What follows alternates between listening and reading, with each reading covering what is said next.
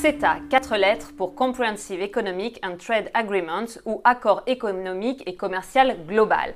Un nom un peu barbare pour un traité transatlantique cousin du TAFTA qui agite en ce moment l'Union européenne. Pour comprendre à quoi nous avons affaire, en plateau notre spécialiste Maxime Vaudano. Maxime, qu'est-ce que le CETA ?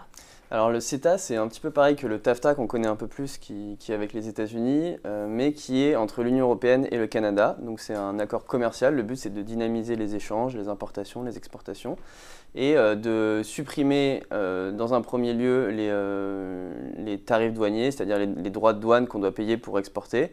Donc les supprimer, ça permet de dynamiser le commerce, mais surtout le plus important, c'est d'enlever toutes les normes qui peuvent faire obstacle au commerce. Donc des procédures qui prennent du temps pour qu'un producteur européen puisse exporter ses pommes au Canada, toutes ces normes qui en fait embêtent les producteurs, quoi. Quels exemples on peut prendre pour bien comprendre ? Alors un des aspects les plus importants, c'est sur l'agriculture, où en fait il y a des quotas pour exporter et importer. Donc actuellement, les producteurs canadiens, ils peuvent importer en Europe très peu de bœuf chaque année. Là, on va multiplier les quotas par 10, donc ça va vraiment bouleverser le marché européen du bœuf. Donc les agriculteurs européens, français, ils ont peur que ça leur fasse de la concurrence déloyale, par exemple. Et puis il y a aussi tout ce qui est marché public. Donc marché public, c'est une entreprise française, par exemple Veolia, qui va candidater à des marchés publics au Canada. Donc c'est des gros marchés, c'est très important pour les entreprises européennes.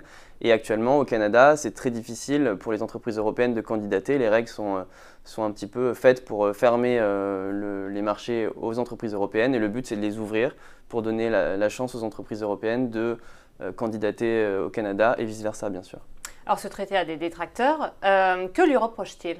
Alors, il lui reproche en fait d'être un peu le cheval de Troie de la libéralisation, de démanteler un petit peu toutes les règles qui permettent de garder du protectionnisme et de maintenir de la préférence locale, de maintenir des critères environnementaux quand on attribue les marchés publics. Et surtout, le chapitre qui fait le plus parler, c'est les tribunaux d'arbitrage qu'on retrouve aussi dans le TAFTA, qui sont en fait des sortes de juridictions qui sont amenées à accueillir les plaintes d'entreprises qui estiment qu'elles sont lésées par les décisions des États. Donc, dans le pire des cas, ça peut être une entreprise qui critique le fait qu'un État décide de sortir du nucléaire, qui décide de mettre en place une politique anti-tabac. Donc il y a des améliorations qui ont été faites sur ce mécanisme qui était très contesté, mais il reste pas mal de points critiqués, et donc on peut imaginer que ce mécanisme il pose problème. Alors la Belgique ou la Roumanie critiquent cet accord. Qu'en pense la France ? Alors la France, elle est très pro-CETA. Autant le secrétaire d'État au commerce extérieur, Matthias Fekl, est assez critique du TAFTA. Il a demandé l'arrêt des négociations. Mais sur le CETA, il dit c'est un super accord, c'est un des meilleurs accords qui ait jamais été négocié par l'Europe. C'est l'anti-TAFTA, on a préservé tous nos intérêts et c'est super pour les entreprises européennes et françaises. Donc la France est à fond pour et milite pour que l'accord soit mis en place. Alors cet accord a été conclu en 2014. Pourquoi en parle-t-on aujourd'hui ? Alors en fait, qu'est-ce qui fait blocage ? Alors ça fait 2 ans que ça a bloqué déjà parce qu'il y avait déjà des premiers problèmes, des critiques. Donc la Commission européenne a renégocié un petit peu le texte, elle l'a représenté en 2016. Et là on arrive sur le processus de ratification, c'est-à-dire le moment où on va devoir le valider et décider si oui ou non il va rentrer en vigueur. Et il doit y avoir une réunion très importante le 27 octobre où il y aura le Premier ministre canadien Justin Trudeau et les officiels européens pour signer officiellement l'accord.